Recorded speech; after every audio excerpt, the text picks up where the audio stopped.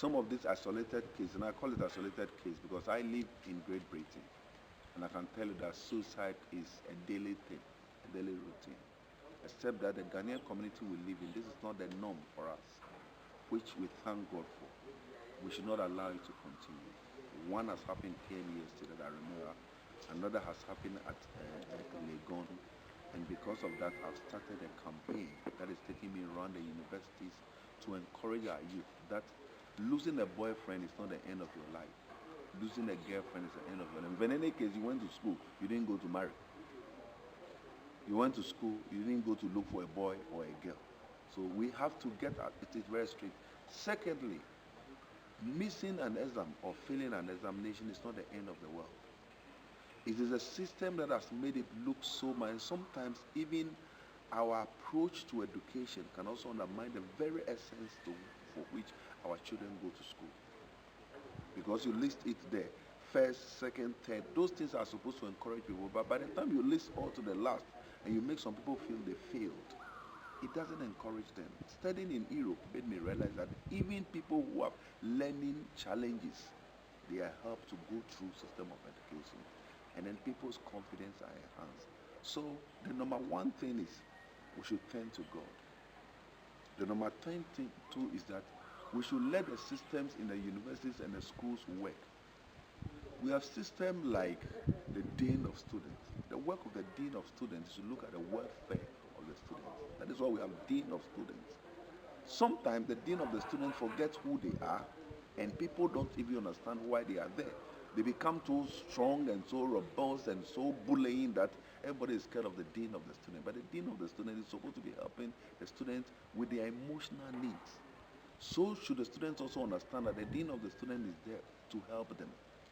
I've been in a particular university here in Ghana where everybody is scared of the Dean of the Students.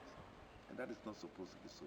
The Dean of the Students is supposed to be the father of the students, where the students can go to and tell them their emotional program. So these things are understanding.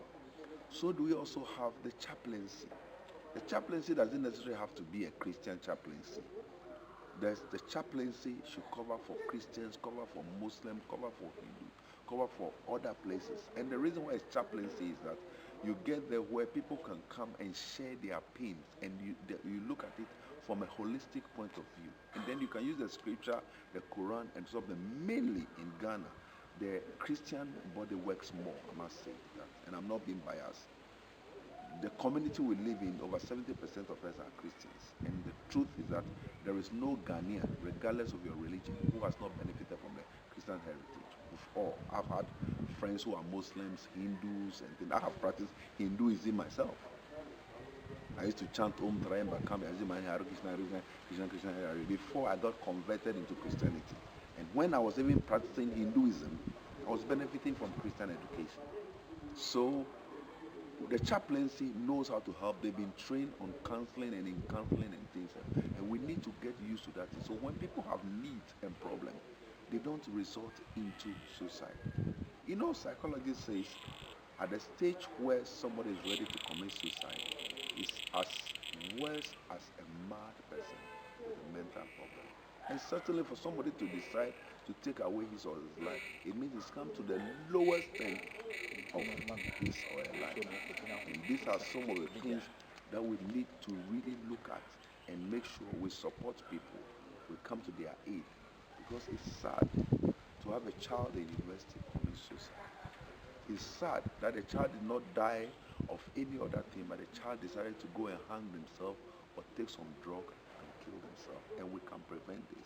We can prevent it 2-3 ways. Number one, educating them and letting them have the understanding of how they can live even in pain and in frustration.